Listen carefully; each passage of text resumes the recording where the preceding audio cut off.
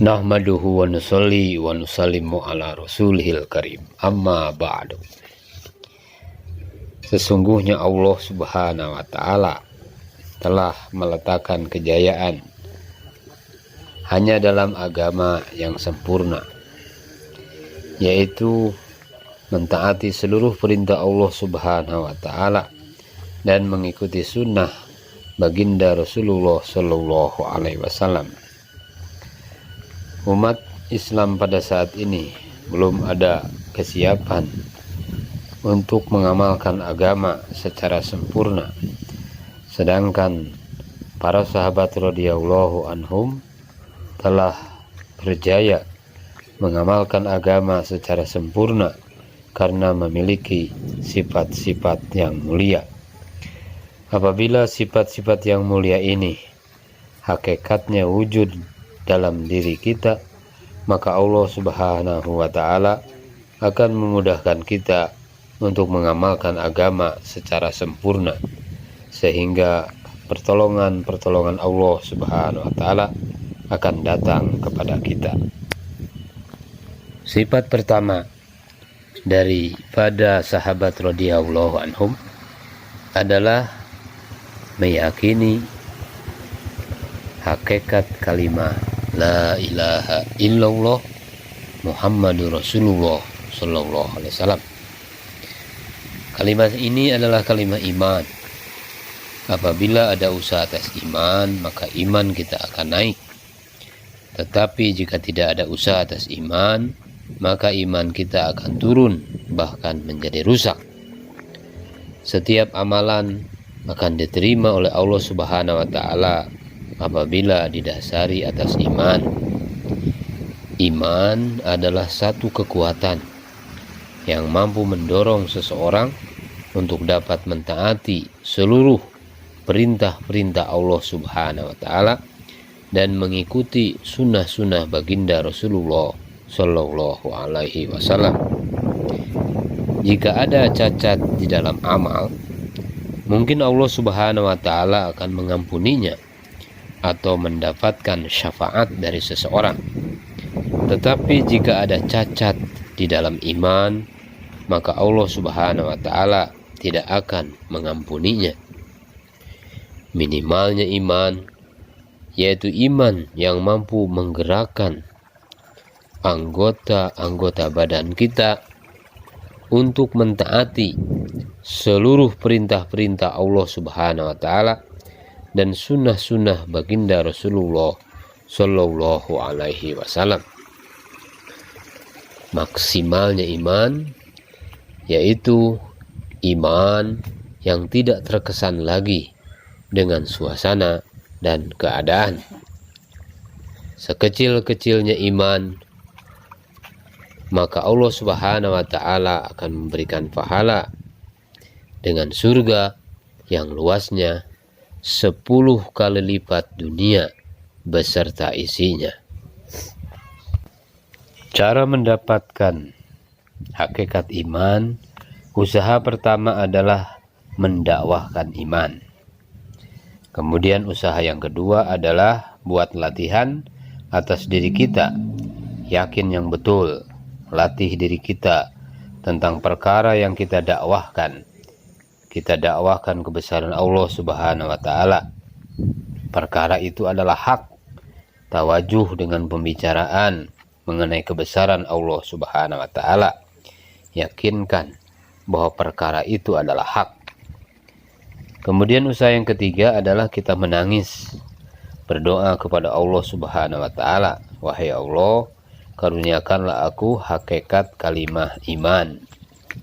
Apabila kita telah mengikrarkan kalimah La ilaha illallah Muhammadur Rasulullah sallallahu alaihi wasallam, maka kita harus mengeluarkan seluruh keyakinan terhadap makhluk dari hati kita dan memasukkan satu-satunya keyakinan terhadap Allah subhanahu wa ta'ala ke dalam hati kita dan merubah cara hidup kita dengan cara hidup Rasulullah sallallahu alaihi wasallam secara keseluruhan.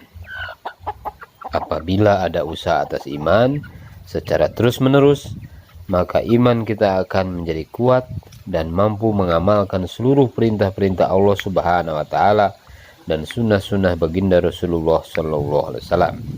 Maka pada saat itulah agama kita sempurna. Apabila ada usaha atas iman secara terus-menerus, kemudian meninggal dunia sebelum mencapai target kesempurnaan iman, maka Allah Subhanahu wa taala akan membangkitkan kita bersama dengan segolongan orang-orang yang telah sempurna imannya. Sifat sahabat yang kedua adalah meyakini akan hakikat sholat khusyuk wal hudu. Sholat adalah hadiah khusus dari Allah Subhanahu wa taala, karena baginda Rasulullah sallallahu alaihi wasallam dipanggil menghadap langsung kepada Allah Subhanahu wa taala ke Sidratul Muntaha, yang mana malaikat Jibril alaihi salam tidak dapat menyertainya.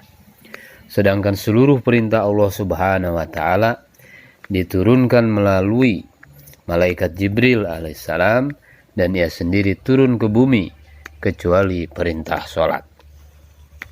Apabila sholat kita benar dan diterima oleh Allah Subhanahu wa taala, maka seluruh kerja kita akan terselesaikan dengan 2 rakaat sholat dan doa, maka seluruh hajat-hajat kita akan dipenuhi oleh Allah Subhanahu wa taala. Minimalnya sholat adalah sholat yang dapat mencegah perbuatan fahsya dan munkar. Maksimalnya sholat adalah sholat yang mampu menarik khazanah Allah Subhanahu wa taala, karena sholat adalah kunci untuk membuka khazanah Allah Subhanahu wa taala. Apabila sholat kita sempurna, maka agama kita sempurna, karena sholat adalah tiangnya agama. Untuk mendapatkan hakikat sholat, maka usaha yang pertama adalah kita dakwahkan pentingnya sholat kepada saudara muslim, dan jika melihat yang tidak sholat, maka kita pandang dengan kasih sayang dan mengajaknya untuk sholat. Kita dakwahkan agar mengerjakan sholat dengan khusyuk dan hudu, memahami bahwa dengan sholat kita akan mendapatkan kejayaan, kebahagiaan di dunia dan di akhirat. Dakwahkan bagaimana sholatnya Rasulullah Shallallahu Alaihi Wasallam dan para sahabat radhiyallahu anhum. Kemudian usaha yang kedua dari perkara sholat ini, kita buat latihan atas sholat kita.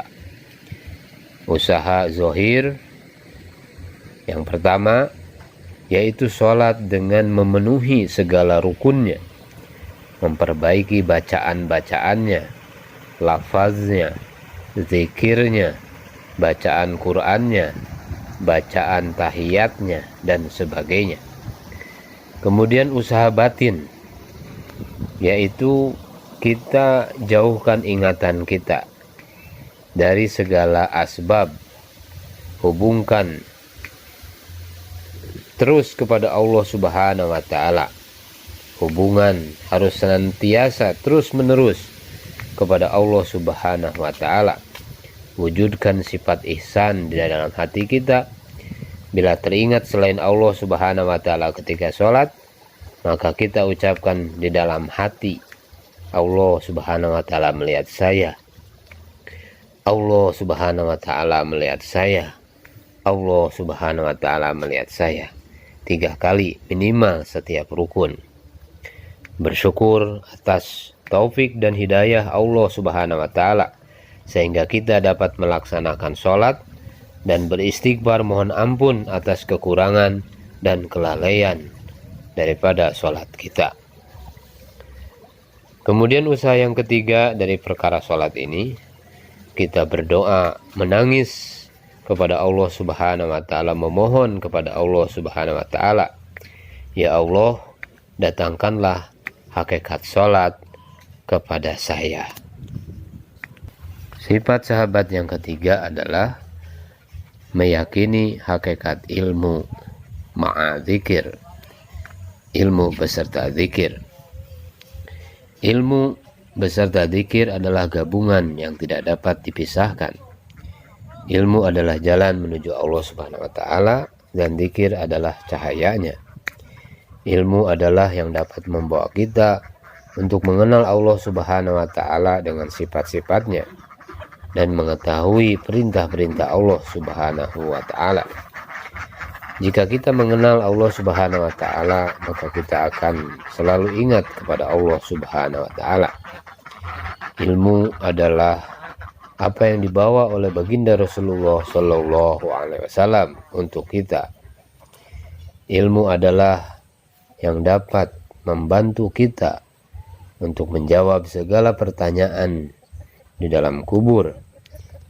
Ilmu maksudnya pada saat ini, pada ketika ini, Allah Subhanahu wa Ta'ala menghendaki apa daripada saya.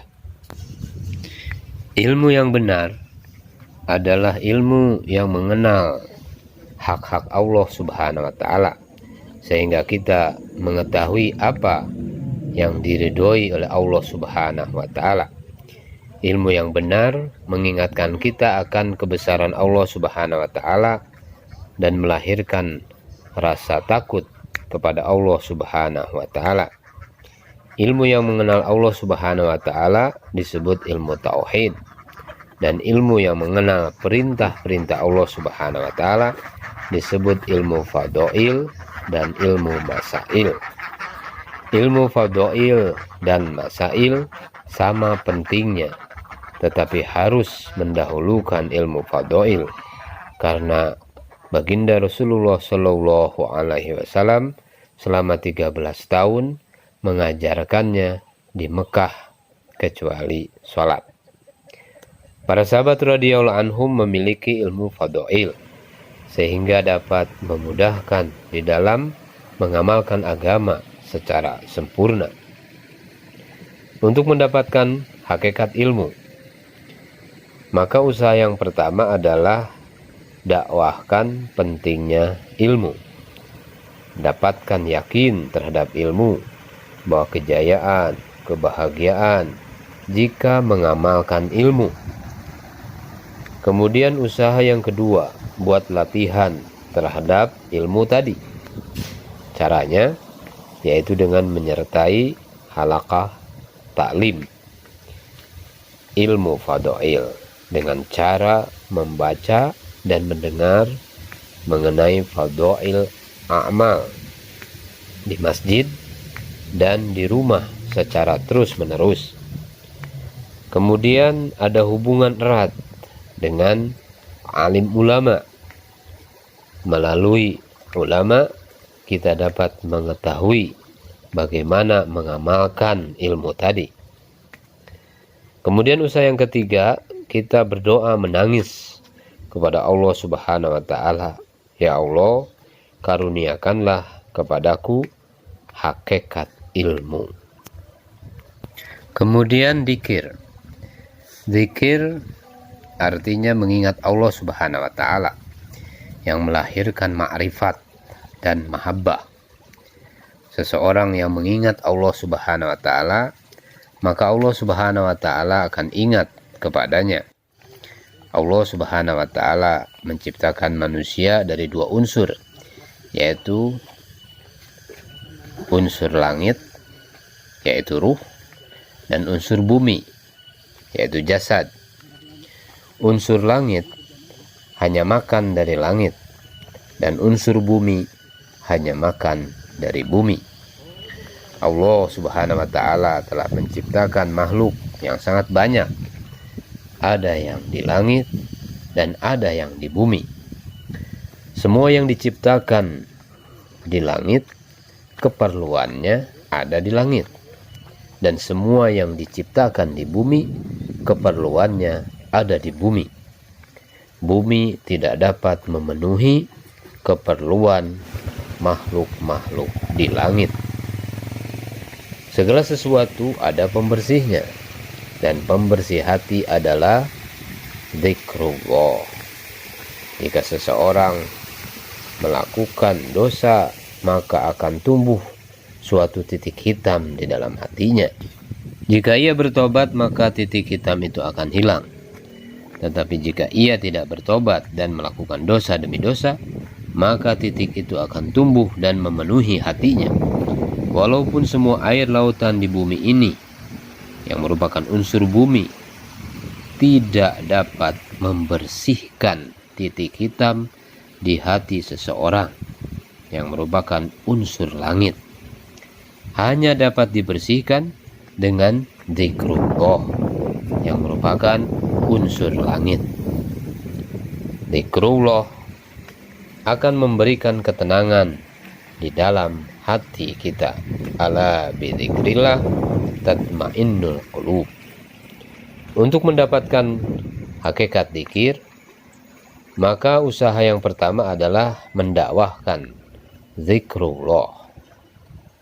Kemudian usaha yang kedua adalah buat latihan. Perbanyak membaca Al-Quran, tasbihat, doa-doa masnunah, tafakur meyakini bahwa Allah Subhanahu wa Ta'ala Maha melihat, Maha mendengar, Maha mengetahui apa yang kita kerjakan selama 24 jam dalam setiap suasana dan keadaan, di mana saja, kapan saja. Apabila melihat makhluk Allah Subhanahu wa Ta'ala, maka ingat Allah Subhanahu wa Ta'ala. Jika kita terus-menerus berzikir, maka akan terpelihara dari perbuatan dosa dan maksiat. Dan dengan terus-menerus berzikir akan membukakan kebesaran dan keagungan Allah Subhanahu wa Ta'ala dalam hati kita. Kemudian usaha yang ketiga, yaitu kita menangis dan memohon kepada Allah Subhanahu wa Ta'ala hakikat zikir. Ya Allah, karuniakanlah kepadaku hakikat supaya dapat ingat kepada Engkau.